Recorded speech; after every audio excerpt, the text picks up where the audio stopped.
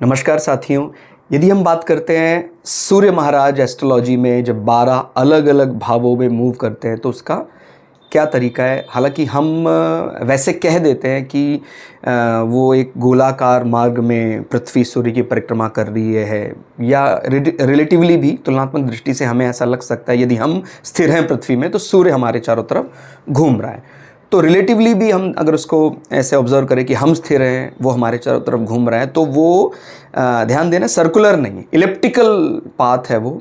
और इसी कारण से जब इलिप्स के चारों तरफ वो घूमता हुआ प्रतीत होता है तो कहीं ऐसा लगता है किसी भाव में वो 2 घंटे प्रतीत होता है, कहीं 2 घंटे से ज़्यादा, कहीं 2 घंटे से कम भी लग सकता है।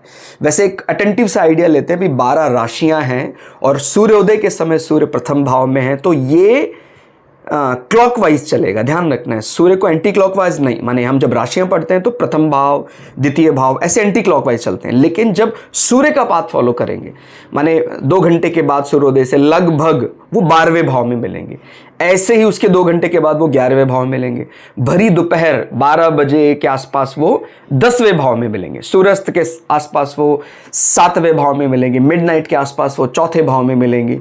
इसी प्रकार से सूर्य उदय होने से 2 घंटे पहले वो 2रे भाव में मिल रहे हैं। इस प्रकार से चल रहे हैं। तो एक अटेंटिव सा आइडिया आपको रखना है कि वो लमसम 2 घंटे हैं नहीं, लेकिन वो एग्जैक्ट 2 घंटे नहीं है। वो 2 घंटे 20 मिनट भी हो सकता है, थोड़ा 2 घंटे से कम 15-20 मिनट भी हो सकता है। उसका कारण आपको समझ में आ गया कि वो इलिप्टिकल पाथ में, इलिप्टिकल ऑर्बिट में, क्योंकि वास्तव में तो पृथ्वी परिक्रमा कर रही है, बट रिलेटिवली भी अगर हम समझे हम स्थिर हैं तो सूर्य हमारे चारों तरफ परिक्रमा करते हुए प्रतीत होते हैं। और वो क्योंकि वो एक सर्कुलर पाथ नहीं है इसलिए ये 2 घंटे कम ज़्यादा हो सकता है। तो आप एक माइंड सेट लेकर चल सकते हैं कि अगर आपको कोई बोलता है कि चार्ट बच्चे का जन्म सनसेट के आसपास हुआ है तो वो हो सकता है 7वें भाव में हो, लेकिन वो 6ठे भाव में भी हो सकता है और 8वें भाव में भी हो सकता है कि आप कौन से लैटिट्यूड लॉन्गिट्यूड को फॉलो करें। मैंने उससे एक पहले या बाद में भी हो सकता है, ये मन में लेकर चलना है। लेकिन हमें एक रफ सा आइडिया तो मिल ही जाता है कि 2 घंटे के अनुसार यदि हम